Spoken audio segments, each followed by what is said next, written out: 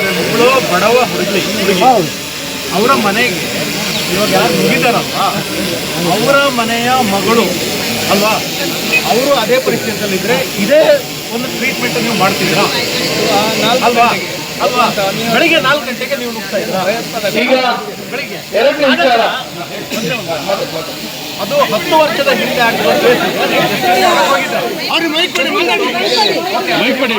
ತಪ್ಪಿಲ್ಲ.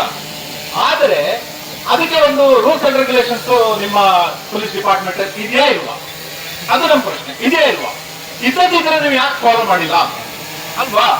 ಒಂದು ಬಡ ಹುಡುಗಿ ಆ ಬಡ ಹುಡುಗಿ ಯಾವುದೋ ಒಂದು ನೀವು ಒಂದು ಎಸಂಪ್ಷನ್ ಮಾಡ್ಕೊಂಡು ನೀವು 4 ಗಂಟೆ ಬೆಳಿಗ್ಗೆ ಹೋಗಿದ್ದೀರಾ.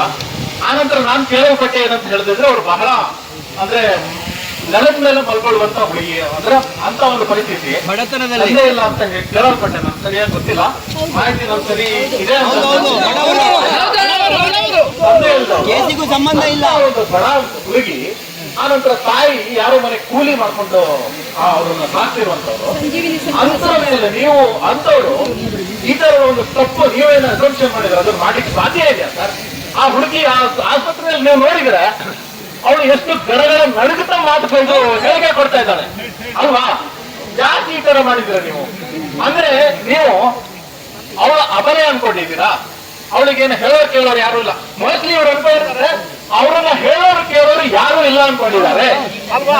ಇದು ನೀವು ಹೋಗ್ತೀರಾ? ಹೇಳೋರು ಕೇಳೋರು ಇಲ್ಲ ಅಂತ ಹೇಳಿದ್ರೆ ಅದು ನಿಮ್ಮ ದೊಡ್ಡ ತಪ್ಪು ಅಂತ ಹೇಳಿ ಬಯಸ್ತಾರೆ ಅಲ್ವಾ?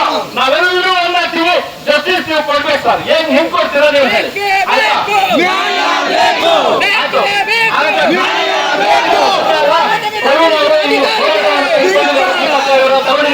ಕಾನೂನು ತಜ್ಞರ ತರ ಅವ್ರು ಏನ್ ಮಾಡ್ಬೇಕಂತ ಹೇಳ್ತಾರೆ.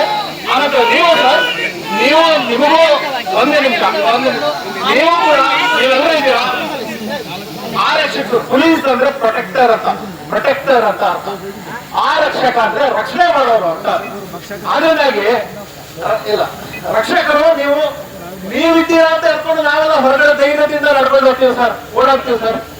ನೀವಿದ್ದೀರಾ, ನೀವೆಲ್ಲ ಪ್ರೊಟೆಕ್ಟ್ ಮಾಡ್ತೀರಾ, ಪ್ರೊಟೆಕ್ಷನ್ ಕೊಡ್ತೀರಾ ಅಂತ ಹೇಳ್ಕೊಂಡು ನಾವು ಇಡೀ ರಾಜ್ಯದ ಜನ ಎಲ್ಲರೂ ಕೂಡ ಓಡಾಡ್ತಾರೆ. ಅಂತದ್ರಲ್ಲಿ ನೀವು ಅಂದ್ರೆ ಒಂದು ಇಂಡಿವಿಜುವಲ್ ಯಾರೋ ಒಂದು ಇವರು ಈ ತರ ಮಾಡೋದು ಸರಿ ಅಂತ ನಿಮ್ಗೆ ಕಾಣುತ್ತಾ? ನಿಮ್ಮದೇ ಮಗಳಾಗಿದ್ರೆ ನಿಮಗೂ ಆತ್ಮಸಾಕ್ಷಿ ಇದೆಯಲ್ವಾ? ನಿಮ್ಗೂ ಹೃದಯ ಇದೆಯಲ್ವಾ? ನೀವು ಇದನ್ನ ಮಾಡ್ತಾ ಇದ್ರಾ ಅಲ್ವಾ?